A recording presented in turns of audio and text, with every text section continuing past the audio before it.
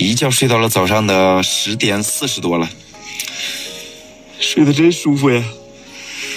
臭喵，臭喵，臭喵大早上忙着起来在这舔毛呢。昨天晚上9点多就睡觉了，哎呀，睡到凌晨3点多的时候说，悟空逮老鼠给师傅吵醒了，然后又接着睡，一直睡到10点钟，哇，太舒服了。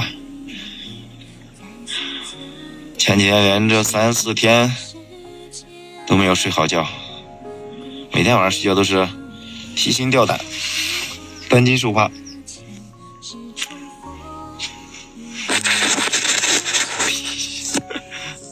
笑死师傅了，嘿嘿嘿。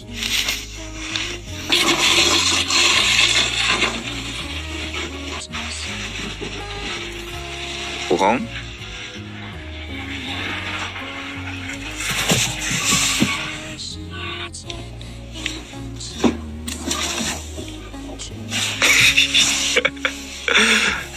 臭表爷笑死师傅吧？昨天晚上吃了个当当鸭，今天精神状态格外的当当。哦，昨天晚上还自己加了个餐。扶舱看一下，哎呦，哇，今天是个大晴天啊，太阳非常的灿烂。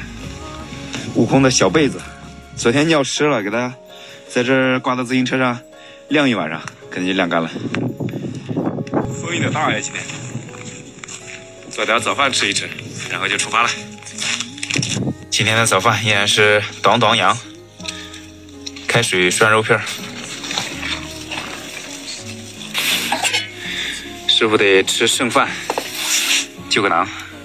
下次做饭不能做这么多了，不然天天吃剩饭。OK， 装备收拾完毕。这会儿提着猫包去抓捕悟空。因为收拾帐篷这段时间外面太冷了，它容易到处乱跑，尤其这停着一辆大车，它早上就钻到那个大车底盘下面去了，很危险，所以我给它直接关到卫生间里面了。这大冬天的一早上都没有见到几个旅客。悟空，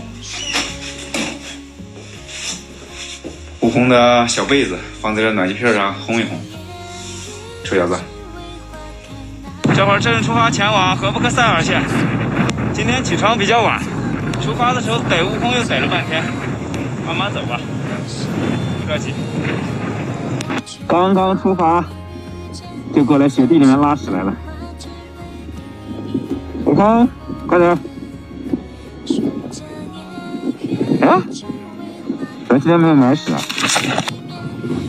悟空，快进窝了，一会儿给你炖完了，我跟你说。